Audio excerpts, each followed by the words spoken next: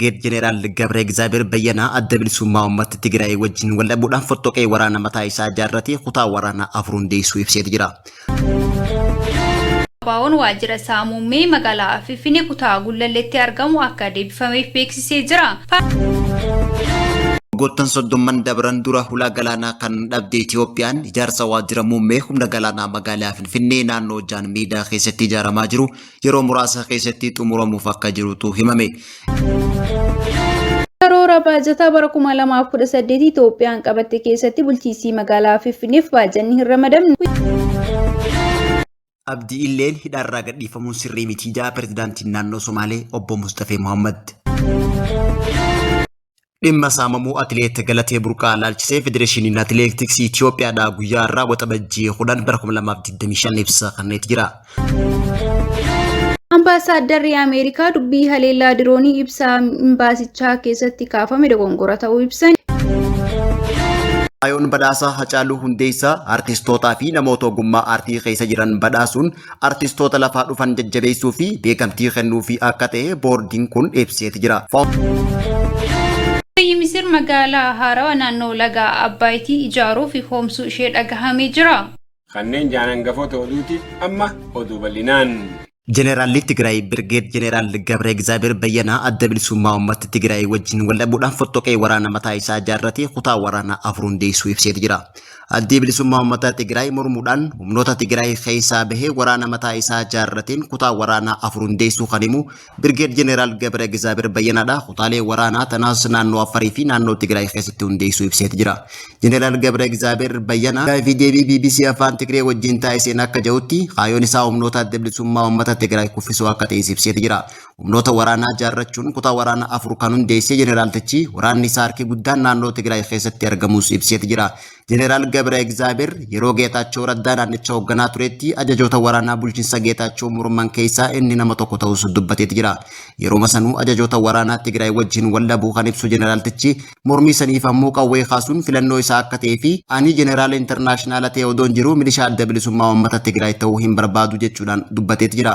Humnoota Tigraay ni qabna jettu hunda efarkaa qabaachuu kan himu Jeneraaltichi milishaan isaan raayyaa keenya jaanii isaa wajjin jiraachuu fi milishoonni isaan lakkaawwatan isaanii wajjin wal dhabdee qabaachuus ibseet jira.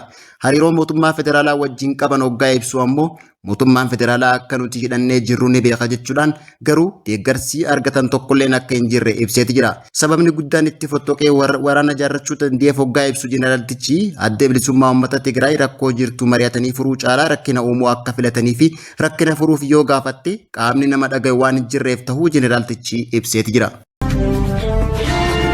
Bilisa baasaa uummata Oromoo Abaawoon waajjira saamummee magaalaa Finfinnee kutaa Gullalleetti argamu akka deebifameef beeksisee jira. Paartilee siyaasaa mormituu ijoo keessaa tokko kan ta'e adda bilisa baasaa Oromoo Abaawoon waajjira muummee dhaabbaticha waggootaaf to'annoo isaatiin ala ture akka deebi'eef beeksisee jira. Paartichi guyyaa har'aa waxabajjii 9 bara 2025 waajjira isaa muummee magaalaa Finfinnee kutaa Gullalleetti argamu bakka hooggantoonni gumii waloo paartilee siyaasaa damee Finfinnee jiranitti deebisamee fi fudhachuu isaa ibsee jira.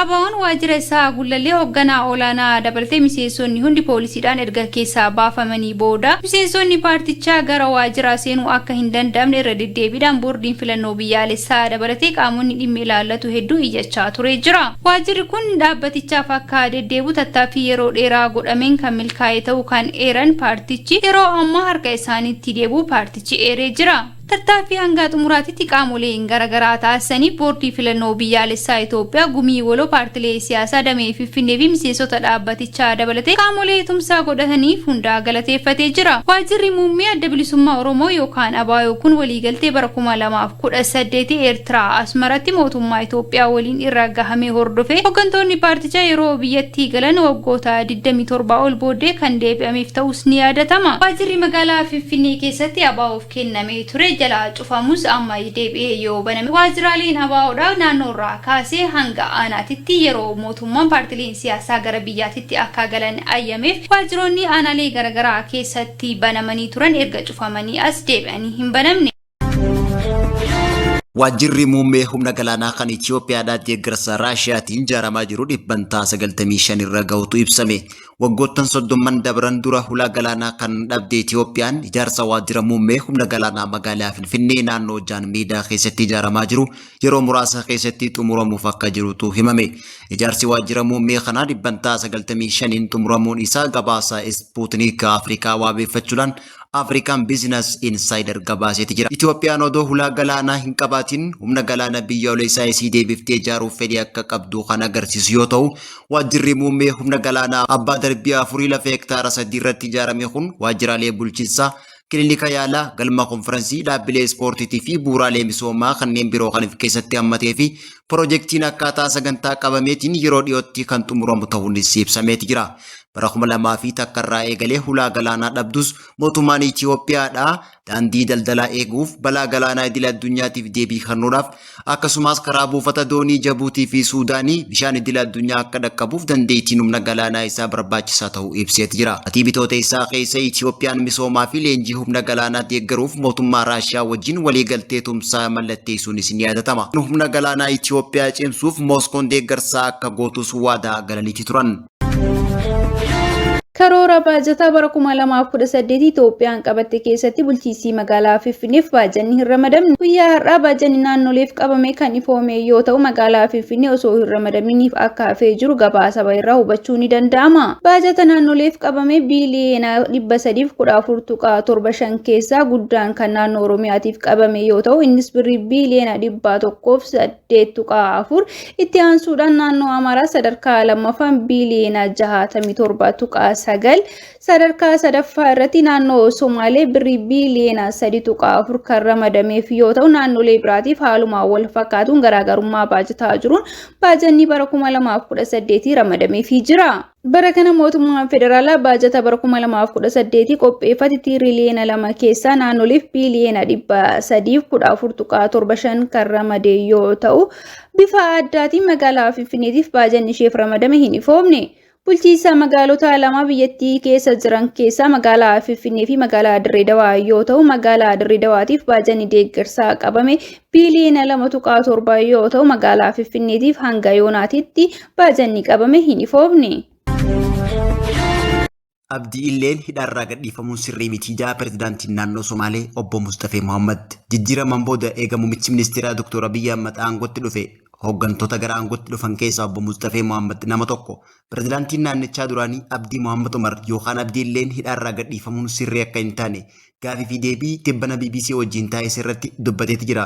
Obbo Mustafeen dhiyeenya gara daangaa Keeniyaa imaluudhaan hawaasa Somaalee kan daangaa Keeniyaatii fi Somaaliirra jiru wajjin marii taasiseen booda gaafii fi deebii BBCf dhiyeesse keessaa dhimma nageenya naannichaatii fi sosochii qabsoo adda bilisummaa Ogaadeen ilaalchisee deebii kenne keessatti pirezidaantiin naannoo Somaalee duraanii Abdii Mohammad Umar yookaan Abdiilleen hidhaarraa hiikamuun isaa sirrii akka hin taane dubbateeti jira. Pirezidaantiin naannoo Somaalee duraanii Abdiilleen bara qabsoo jijjiiramaa ulee mootummaa wayyaanee ta'uudhaan hawaasa waliin jiraachaa ture. Uummata Oromootii fi Somaalee walitti buusuudhaan lammiilee kumaatama ajjeesuun miiliyoonota ammoo qabeenyaa fi qe'ee isaaniitirraa buqqaasuun mootummaa federaalaatiin mana hidhaa galuun isaa ni yaadatama. Haa ta'u malee muummee ministeera Itoophiyaa Dr. Abiyyi Ahmad dhiifama namoota siyaasaa Itoophiyaatiif taasiseen mana hidhaatii mormitoota hunda baasuun yakkamaa harka dhiigaatiin hidhaa gale. Abdiillee turtii waggaa muraasaa booda dhiifamaan gallakkisuun ni beekama. Dubbiin Abdiillee dhiifamaan hiikuutuun yeroo sanis namoota danuu taajabsiistee hedduus mufachiifteetti turte. Dhiyeenya immoo hokkara naannicha keessatti dhalataa jiruuf Abdiilleen sababa ta'uu kan himu pirezidaantiin Somaalee obbo Mustafee Mohammad gadhiifamuun Abdiillee sirrii akka hin taanee fi dhimma komii adda bilisummaa biyyaalessa Ogaadeen dabalatee paartileen siyaasaa naannicha keessa sosso'an hokkara haasaa jiran irratti deebii kenneeti jira. ONLF deebi'ee bosona seenuuf kan murteessu yoo ta'e naannoo Somaalee keessatti ONLF akka bosona galuuf dhimmi isaan dirqisiisu akka hin jirre obbo Mustafeen dubbateeti jira. ONLF bosona galla kan jaan yoo ta'e isaan jajjabeessaa jira jeetiin amana. Hokkarri gama ONLF qindeessuutiin dhaabbachuu dide shiraa fi olola pirezidaantii Somaalee duraanii obbo Abdiilleetiin ta'uu pirezidaantiin Mustafeen dubbateeti jira. Dhimma saamamuu atileet Galatee Burqaa ilaalchisee Federeeshiniin Atileetiksii Itoophiyaadhaa guyyaa irraa waxabajjii 10 bara 2025 ibsa kenneeti jira. Akka federeeshiniittis ta'e akka dhuunfaatti atileet Galatee Burqaa cinaa jiraachuu hooggantoonni federeeshiniitii fi ogeeyyiin fayyaa dubbataniiti jiran. atileet Galatee Burqaa gabbaatii miidiyaatti haa dubbattu malee atileetonni hedduun haala atileetiin tun dabarsitee keessa jiraachuu kan dubbate pirezidaantiin atileetiksii Itoophiyaadha. Atileet Silashii Zihiin atileetiin Galateen nama abbaa warraa isii ture wajjin gaa'ila jaarratanii jiraachaa turuu kan beekuu fi rakkoolee tokko tokko akka jiran dhagaa turuu simeeti jira. Yeroo ammaattis atileet Galateen deeggarsi akka isii barbaachisu hubatanii akka cinaa dhaabbatanii fi haqa isii akka argattus kan gaafatan tahuu ibseeti jira. Atileet Galatee Burqaa waggoota 20 oliif haalaan tan beeytu itti aantuun pirezidaantii Federeeshinii Atileetiksii Itoophiyaadha tan taate atileet Masarat Daffar Galateen hanga dubbattee ol akka miidhamtee fi haalli Galateen yeroo ammaa irratti argamtu kan hedduu isii gaddisiisee ta'uu himte dhimmichi seeraan laalamaa jiraachuu yaadachiisuu fi seerri haqa akka laatuuf mootummaanis furmaata akka laatuuf gaafataa jiraachuu dubbatte. Kana malees rakkoon wal fakkaataan atileetota biroo biraas akka jiruu fi qabeenya qofa odoo hin taane atileetonni hamileedhaan dhaqqabuun barbaachisu akka jirus kaasaniiti jiran. Rakkoon wal fakkaataan gama dubartootaa fi atileetota irratti deemu gama baha Afrikaa kanarratti bal'inaan kan wal fakkaatuu fi rakkoon tun bu'aa atileetiksii akkasumas kabaja biyyaatti irratti dhiibbaa kan qabu ta'uu isaatiin irratti hojjetamuu akka qabanis ibsaniiti jiran. Ambaasaaddarri Ameerikaa dubbii haleellaa diroonii ibsaa imbaasichaa keessatti kaafame dogongora ta'uu ibsan. Itoophiyaatti ambaasaaddarri Yuunaayitid Isteet Ebeerinii Maasingaa dhimsa imbaasii Ameerikaa dhiheenya kana baase keessatti sararri mootummaa federaalaa uummata ofii irratti haleellaa diroonii raawwatu hatantamaan akka dhaabu jedhu dabaluun isaa dogongora ta'uu kaasuun kunis dogongora bulchiisaan kan uumame ta'uu isaa seeranii jiru. Barreeffamni adeessa ittiin qophaa'u qaba kan hin agarree hin raggaasifne fudhanne sababa dogongora bulchiisaa barreeffamaa kun maxxanfame jechuun ibsa gaazexeessitootaaf guyyaa har'aa kennaniin kaa'anii jiru. Ibsa imbaasichi Ameerikaa Finfinneetti argamu torbee 3 dura baase kun mootummaan Itoophiyaa fi qaamoleen hidhatan nagaa fi tasgabbii buusuu irratti cimsanii akka hojjetan waamichi dhiyaatee jira. Addatti faannoon kaayyoo qabatamaa fi nageenya qabeessa ta'e qabatee akka dhiyaatuu fi oboon ammoo wallabdee Oromiyaa keessa deemaa jiru furuuf marii kanaan dura ture eegalame akka itti fufsiisuus dhaamamee jira. Maxxansa jalqabaa irratti sarara mootummaan federaalaa uummata ofii irratti haleellaa diroonii raawwate hatantamaan akka dhaabuuf kan jedhuuf keessaa kan qabu ta'us boodarra sararri kun haqameera. Ambaasaaddarri Ameerikaa deebii murnoota woboo tokko murnoota faannoo tokko irraa argatanii abdii kan namatti horus ta'uusaa ibsameera. Badhaasni Hacaaluu Hundeessaa marsaa afuraffaa fi yaadannoon wareegama isaa waggaa 5ffaan waxabajjii 29 bara 2025 akka taasifamu guyyaa irraa waxabajjii 12 bara 2025 magaalaa Finfinnee hoteela Skylight'tti boordiin faawundeeshinii Hacaaluu ibsa miidiyaaleef kenneeti jira. Ibsa kanarratti keessummoonni fi artistoonni buleeyyii ta'an kan argaman hoggaa ta'u gaafa waxabajjii 29 bara 2025 bakka qaadhimamtoonni badhaasaatii fi keessummoonni argamanitti akka gaggeeffamu boordiin faawundeeshinii Hacaaluu Hundeessaa beeksiseeti.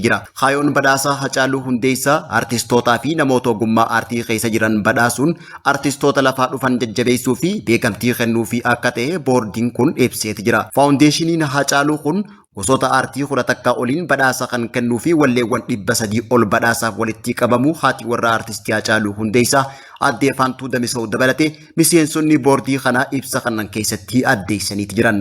Hojiileen kunneen ogeeyyii fi abbootii murtiitiin kan calalaman hoggaa ta'u adeemsi filannootis 90% ogeeyyiidhaan 10% ammoo uummataan ta'uu boordiin ibsa kanneen himeeti jira. Sirna badhaasa kanaa keessatti badhaasni umurii guutuutii fi addaatis kan jiraatu ta'uu beeksisaniiti jiran.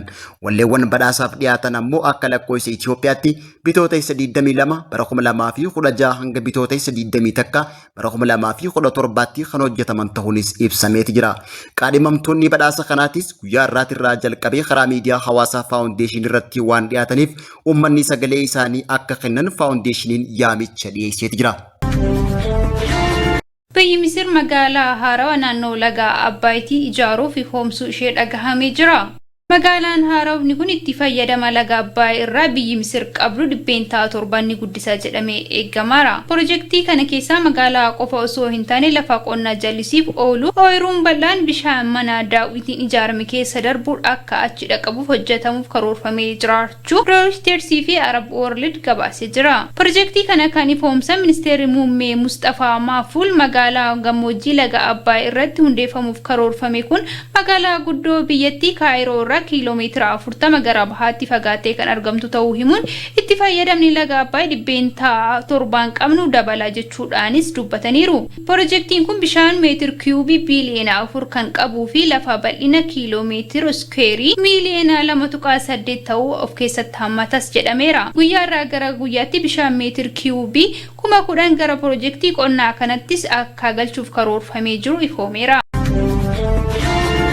Oduu gammachiisaa hawaasni Oromoo biyya Kanaadaa magaalaa Hamiltanii fi naannawaa isii jiraattan hundaaf manni sirreessaa rifeensaa King Cut kan dargaggeessa Haashimiin baname gatii bareedaadhaan rifeensa keessan sirreeffattanii maamila yeroo hundaa taatanii isin tajaajiluuf qophiidha isiniin jaa.